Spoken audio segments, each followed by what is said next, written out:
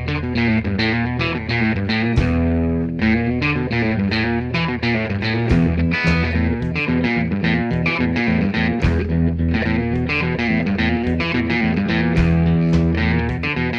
everyone, Charlie Vann here with a new episode of the podcast. On this episode, I chat with SNL writer Streeter Seidell. We talk about his best sketches, and we also chat a little bit about baseball and will there be cardboard fans in the stands? Charlie Vann here with Streeter Seidell. Streeter, how are you doing right now? All right. I mean, terrible like everyone else in the world, but all things considered, okay.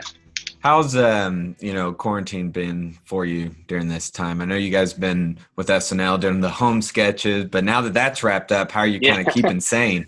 That was kind of a nice distraction from how awful everything was, and I don't think at that point anyone quite understood the magnitude of it. It was kind of still this is something new, and it's very bad, obviously, but it hadn't gotten crazy bad in New York yet, so. The feeling was still kind of buoyant, but yeah, since then, it's been rough, man. I got 2 little kids. We live in an apartment. I've been fleeing to my mom's house where I grew up as often as possible so the kids can go outside. But yeah, I don't know. You can't really complain. I mean, it's like everyone's going through it. How can I complain? So yeah. Well, it's been interesting to see. I guess, Well, yeah. Well, and it's always good to go to mom's house, right? Mom's good. Is she home cooking? She's not here. She's in California. My sister just had a baby. Well, congrats. So thanks. I mean, I didn't do anything. But, moral support. Yeah, she went out there to help my sister out. So now I got the place to myself. Oh, nice. Yeah. And whenever I come over to my parents' house or house sit, whenever they go out of town, my mom does home cooking. So I'm like, yes. She's like, clear out the fridge. And I'm like, all right, we'll do so. My mom bailed on that. I think after I finished high school, she was like, I'm not cooking for you anymore. So I've done most of the cooking. What do you like to typically cook? I don't know. I'm kind of a meat and potatoes guy, mm-hmm. and anytime I try to make something really precise, I mess it up. Yeah. But I like, yeah, I'm a griller, more of a griller than a chef, I would say. George Foreman? Do you have a George Foreman? I don't. No, I had one in college that I burned myself on quite a bit. but yeah, I'm not a great cook. What's your Let's get that out of the way. Yeah. Hey, you try. Effort. My family's E for effort. fed. They're fed. Yeah, so that's the important. So when everything started shutting down and with SNL, when was that moment where you guys like, okay, we got to adapt, we got to find a way to keep this going? And when did the idea say, hey, virtual, some Zoom from home? I remember Lauren called me on the phone and said, Streeter, what are we going to do? And I'm just kidding. I think I remember the last show we did in the studio. I remember talking to other writers and kind of being like we had we did our last show, which was Daniel Craig. And then we had a 2-week hiatus, and then we were supposed to come back and do there were supposed to be 6 more shows. And I remember saying I don't think we're coming back. I think that was our finale because it was just getting worse and worse. And I had been kind of following the virus story since December in China and just kind of paying attention to it. This looks pretty bad. I remember thinking, you don't lock down a city of 11 million people for nothing, they must be dealing with something crazy over there that they're maybe not being totally honest with how crazy it is. So I feel like everyone felt like the odds that we were going to finish out the year in the studio was pretty low. And then they kind of canceled them in chunks. So it's all right, the first 3 we're not going to do those first 3 we were supposed to do, but maybe it'll be better by May. And then, as May came around, got closer, it was all right, we're not going to do those anymore. And at some point, just talking to the producers, it was there were a few ideas floated for what they were going to do. And then we all just kind of heard, all right, we're going to try one at-home show. And it was a little like Wild Westy. At first, it was like, everyone just make whatever they want and send it in, and we'll see what we can cobble together. And then when that did okay, then it became more of like a concerted effort. Like, okay, let's try to do it more like the real show and pitch ideas and I think we, you know, within 3 shows, I think the quality got a lot better as everyone kind of learned how to, basically brought us up to like what YouTubers do every day. How much was production crew involved in the individual tapings of each sketch? It's hard to say because I, you know, for the first time since being there, like I wasn't physically there, but I know that, you know, we shipped everyone green screens and mics and you know, if they had an old phone, we had to get them a new phone. And I say we, I mean our producers were coordinating that, and also our wardrobe people are trying to send costumes, and our prop guys are trying to send props. But it's tricky because you get at regular SNL, if you need something, it's so immediate, you know, and it can be pretty last minute. It can be like on Saturday, you can go to the prop people and be like, I need a broadsword. And they're like, all right, we'll do our best. And 99% of the time, they manage to find that broadsword within like an hour. So, but this was like, all right, you need to tell us on Tuesday what you need because we have to, you know, the mail wasn't going through, like Amazon wasn't working. Like, so it was a challenge. I imagine pretty rough, much rougher on the cast than on anyone. It kind of let the cast be kind of like filmmakers in a way, having them do it on their own. What was your favorite sketch to work on during this time, during quarantine? I had a really good time with Mikey Day. Mikey and I write together all the time, and we did this like gamer dude, which was an idea to do for like regular SNL. That it was a sketch idea we've had forever, just like a streamer who's trying a new game and keeps getting killed immediately.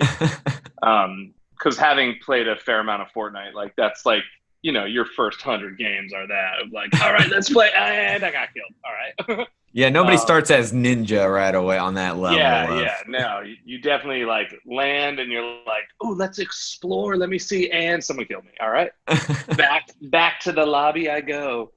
So that was really fun. And we had a great like video team helped us out on it, and we were very proud of ourselves because we're like, oh, this is a real idea. It wasn't an idea born out of necessity. It was an idea we actually wanted to do, and it kind of worked for the restrictions of trying to film it at Mikey's house, and we thought it looked pretty good. They were able to get us like game footage of a new I think it was Call of Duty.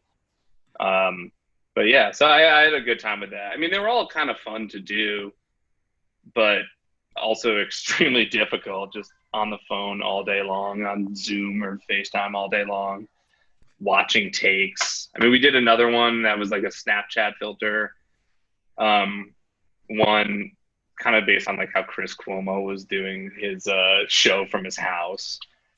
And it was just so hard to get all the footage and I mean, it was so much harder for the cast than me because they're just by themselves in their house, like setting up a green screen, doing takes. They have to send the take to the director. Like it was wild. Has there been any talks of like what's next? Just because I know everything's still a little bit in limbo. Have they talked about continuing this format or kind of waiting and seeing? I don't know. I mean, I haven't heard anything. I think everyone's hopeful that we'd be able to get back in our studio in some form in September, October, but I don't think anyone would be surprised if we couldn't. It's crazy too, because it's, you know, SNL typically during an election year, that's like, yeah, that's those are often high points for the show. So I think there's also the pressure of like, oh my God, and this election's the craziest election and it's probably the most important election I think we'll ever in our lifetime. So, you want to get in there and be able to do the work. But so I'm sure they'll figure something out, even if we can't be in the studio. But the at-home ones are pretty draining. Well, and one thing though, I'm grateful that you guys were doing that because it's bringing constant entertainment every week. Because that was kind of the thing when everything shut down. It's like, what's going to go on TV show wise? I know Idol did a kind of from home, and then we got MMA back, UFC. So there's been kind of a select few of things to Baseball's watch. almost back. Baseball's almost back. It's going to be interesting. Maybe. I mean, did you hear about I think it was the San Francisco Giants for their season ticket holders? They can send them a picture of themselves and they'll make cardboard cutouts and put them in the stands. Oh, that's fun. I'm a Mets season ticket holder, and I have received nothing from the Mets other than them saying, yeah, the games aren't canceled. They're delayed. Yeah. You just give me the money back, guys. Yeah, I mean, I don't know how that's I don't know what they're gonna do because I just don't see fans in any sport coming back anytime soon, even in a small scale. My wife had what I thought was a pretty good idea, admittedly a selfish one, but she was like, why don't they just let the season ticket holders go to the games and they space them out, because how many are there in a 40,000 seat stadium? You're going to have 1,000 people. Seems pretty safe, spread out all over the place. Yeah. The loyal fans, I mean, those tickets are for football are not cheap to come by. No, well, the Mets season tickets are $11, and the Yankees are 50,000. So if you're short on money and you want to be a fan of a New York baseball team, I'd go for the Mets. Well, it's interesting because here in Texas, the Rangers' new field just opened. Just got built and was set to release back in April. And so it looks like we're going to start here end of July. No fans. I'm interested to see how that works because the Raiders are going to be in the same situation and the Rams and Chargers. How does that affect with revenue right there with a new stadium? Well, I don't think don't they not pay for their stadiums anyway, like the cities do? So yeah, the city, I mean, that's a big thing for the city. It's like, oh, man, this brand new. But I mean, they're like, oh, we'll make it back on taxes and stuff. But you're going to see a lot of return concerts. That's what you're going to do. You're going to see every weekend, postseason, new event. I was thinking of an idea if you could do this safely. March Madness didn't happen. You had all those, athletes that didn't get to compete, all those basketball players. What if safely with NBA happening, you're able to test and invite those seniors to be in the crowd, spaced out, and just because a lot of them, that was their last chance. Now I know it's so sad for them. It's just ooh, that was your moment. It's that again the grand scheme of things. Yeah, that's sad, but knowing how hard a lot of them worked and to get to that moment, it's and it just got snatched away by something completely beyond your control is such a bummer. Well, and I think the NCAA was entertaining or looking at the idea of making anybody eligible that was a senior to come back. But I mean, if you're a guy going or girl going into the draft, for NBA, WNBA, I'm sure that's, I remember I was in Vegas when everything shut down. It was my dad's birthday. It was the last day we were there, and then it's NBA. And first I think it was March Madness. It was the whole NCAA. I think that was the first thing that got canceled. The first big thing. Yeah, the first March big thing. Madness. And then 2 NBA players tested positive, and then they were clearing out games. I remember there was an announcement at a game before it even started. It's everybody clear out. Yeah.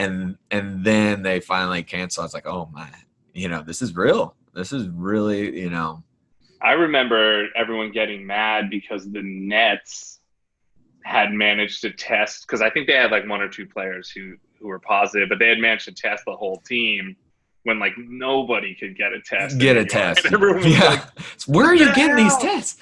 Yeah. And then the answer is, they paid $15,000 per test. There's something crazy like that. I was all right. Well, that makes sense, I guess. Well, that's a thing right there. It's got to not be cheap. And I know with NBA coming back, they're planning to test I think every 48 every 48 hours or something like that, like every other day. So that's a lot of money. I mean, the UFC's been doing it. I mean, they've been doing back-to-back events, and the Dana White's like always getting tested and then they're quarantined. So it's an interesting time. I am kind of interested to see how everything goes with no fans. Fighting, I can kind of see because it's one-on-one, but if you're like a hometown team, there's no real of that advantage. Remember that there was unrest in Baltimore a few years ago, and there was like an Orioles game they played with no fans. Oh, I don't know if I remember. Do you remember this? It was like 4 or 5 years ago, I think. Yeah, it was super weird. Just remember, but what the vibe watching it on TV at least was that like, oh, no one came to the game. It was just like, oh, it's kind of like the attended game. That's kind of like the Miami Marlins right now. Yeah. I think there's some teams. Yeah, I mean, they're like raffling off on Twitter, and like Jaguars were like that for a long time too. I think one time the general manager was like giving away on Twitter like tickets. Please come to the game. Yeah, come, please, 50-yard line, everyone. Everyone's a season ticket holder. Everyone can come on the field. But, I mean, it is good to kind of see everything, safely in a way come back. But I am glad once again that, you guys are doing well and find a way to adapt. Are you taking a lot during this time to come up with new sketches for the fall? And you mentioned that you had the game one on kind of the back shelf for a while. Are there any other sketches you haven't had a chance to do? I mean, there's like hundreds of old ideas that were like, oh, that's so much fun, but you're often waiting for the right post or I always think I'll come up with like a ton of cool ideas during the summer, and I'm like, what I'll do is I'll write a couple sketches a week, and then I'll just have them, and if I don't have any good ideas one week and I've never done it, every writer there does the exact same thing. Thinks they're going to spend the summer coming up with ideas. How are those meetings though with your co-writers? Like, how does that? You're like, I got this idea, or is it kind of more of a collaborative? It's pretty collaborative. I mean, it can go either way. There's different. Some people have different methods than others, but like, sometimes a cast member has a thing they do, and they'll either come to a writer and say, like, can you help me get this together? Or a writer will see it and be like, oh, I think we could make a whole thing out of that.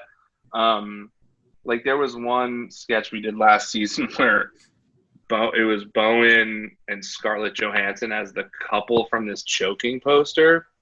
Just super weird sketch that I wrote with Bowen. Very super, super weird. But it came from like during his audition, he just was like, here's my impression of the guy from the choking poster, and just did this funny face and pose. And I just always remembered it as like, oh, maybe there's something there, And then months and months later, it kind of came, needed something to work on, and I wanted to work with Bowen. And so we came up with that.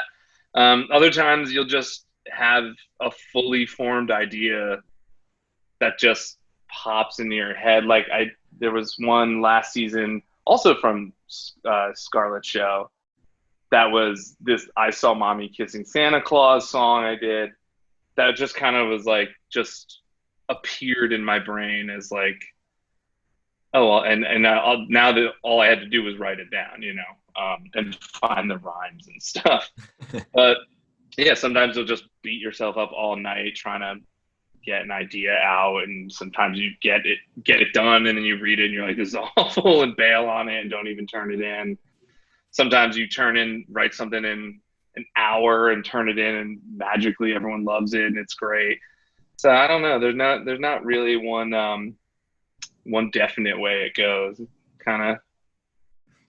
Well, what about it comes from every direction. David S. Pumpkin. How did that idea come about? That was Bobby and Mikey.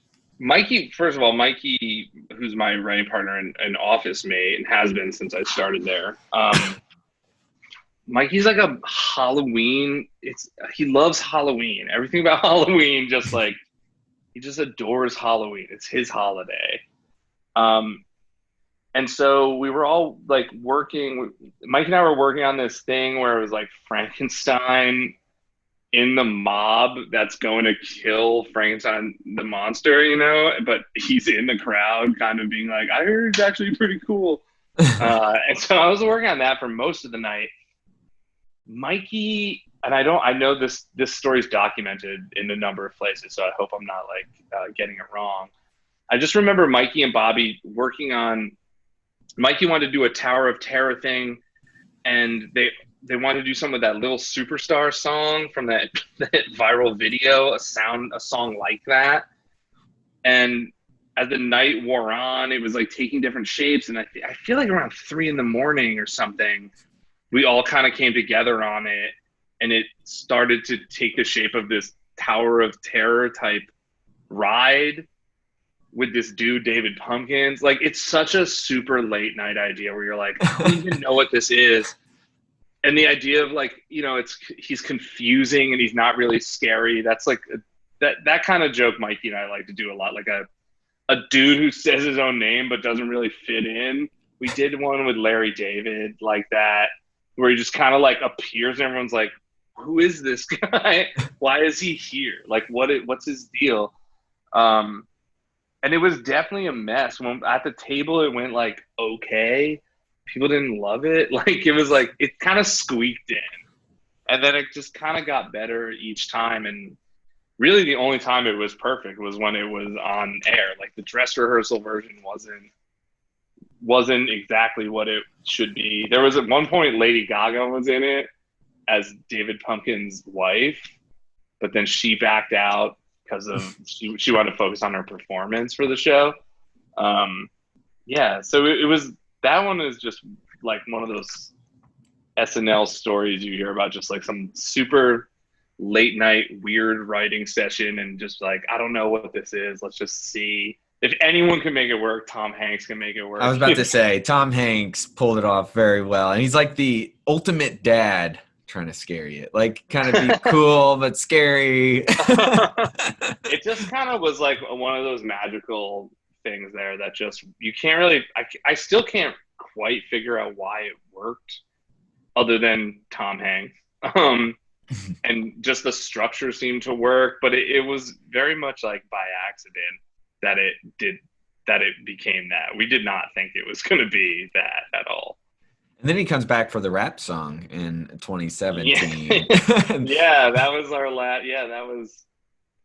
Yeah, we heard like he was around, and we were like, oh man, we should just throw him in there, you know, because we're like, one of those overstuffed rap songs where there's just so many people. Oh yeah, and we're like, oh, that'll be fun, and yeah, we already was around, and we were like, oh my god, this is perfect. I think that was our season finale that year, right? Well, going back to that, I mean, the variety of characters. Of course, you had The Rock, you had Katy Perry. Yeah. If you were to create a music track and have a bunch of features on it, who would be some of your favorite artists to collab with? Oh man, I don't know. I feel like they're all dead. I feel like you would have to like superimpose like the past few years, I've been listening to a lot of kids songs. That's all we're allowed to listen to in my house. So I'm not Brian, really, my producer, the same right now. Yeah, like I'm like, it's so funny. I've like noticed myself getting older because when I first started at SNL 6 years ago, I knew like every musical guest, and now I know like 2 per season. They're all just like newer up and coming musicians, or like they might even be the biggest star in the world, but I'm just like, oh, I've never heard of you because all we listen to in the car is like baby time nursery rhyme songs. But who did I like this year? I thought Lizzo was amazing. That was one of my favorite performances I've seen on the show. So maybe her, and yeah, it could just be me and Lizzo, I guess. Oh, you know what else I liked? I really like Post Malone's Nirvana tribute. Oh yeah, that was good. Amazed. I was like, because I obviously know Post Malone, and probably more than anyone else, people have like tweeted at me or emailed me and be like, dude, you look like Post Malone. And I'm always like, thanks or not, maybe not thanks. But but I watched it and I was like amazing. I was like, he's really good. This is, I kind of was a little, maybe a few years too young for Nirvana when they hit, but it was they were like the coolest when I was a kid. And I was just blown away. I was like, oh wow, okay, this dude could have gone into like hard rock and been a huge star there, Yeah. Too. He could have easily done that instead.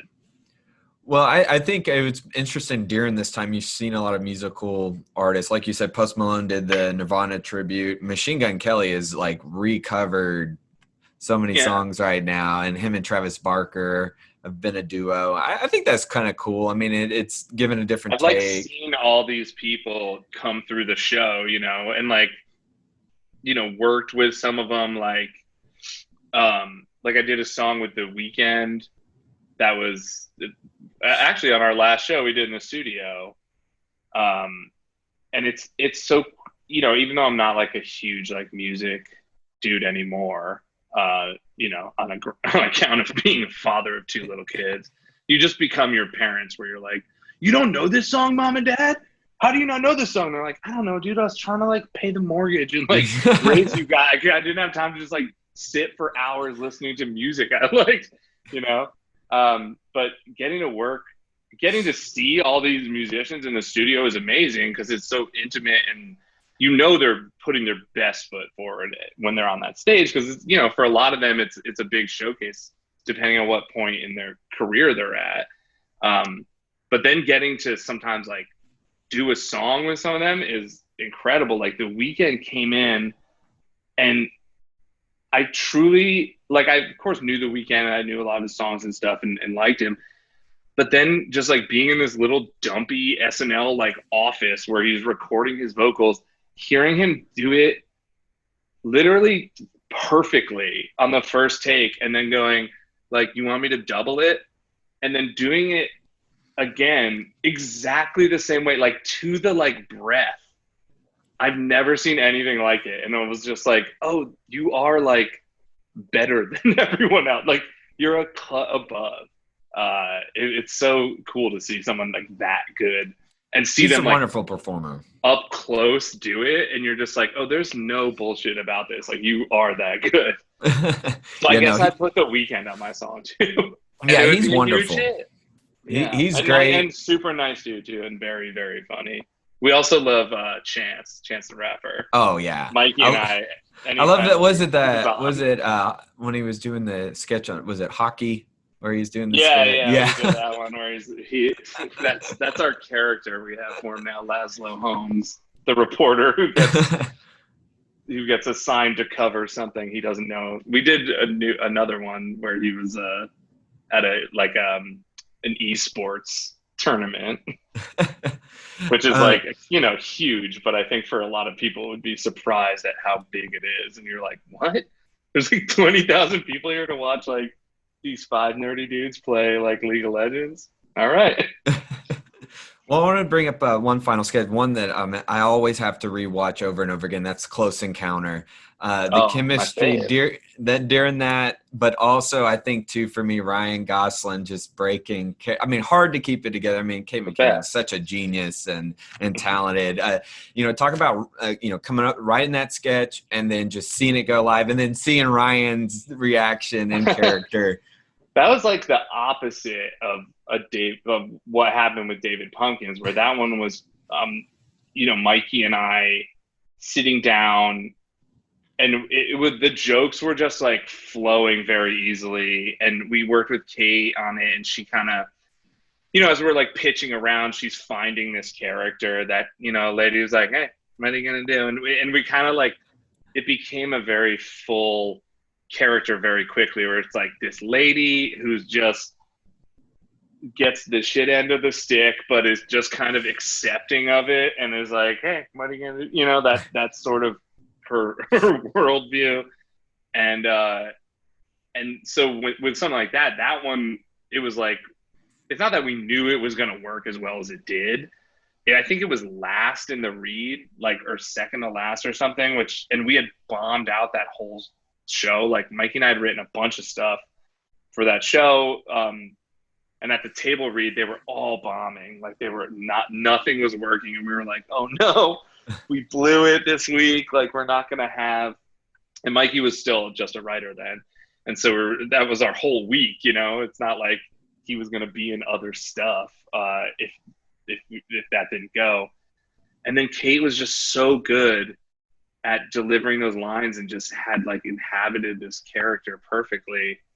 And I thought the jokes were good. I thought it was like, it allowed us to do something we really like, which is contrast like very high majestic language with very just like bass low jokes. So like there's like a line Cecily has that's like, we saw the furnace of all creation, you know, what you would call God. And then like Kate's like, they made me pee in a bowl and they hit the wall the or whatever. Complete opposite reaction. Yeah. And we also just like the idea that in the world of aliens, there's like dumb aliens who are also on the ship who like don't get to really interact with the people. They're just like, they work the engines or whatever. They're not smart, like these like ethereal beings. And then so watching it rehearse all week, and Gosling is so charming, and he just like couldn't keep it together. And we're like, oh, maybe this is something special. And then it again went as the best version of it was the one on air. And I remember being in the studio with Mikey, and we were just like, it was kind of the first like real crusher that we had together. Like you could just tell like the audience loved it.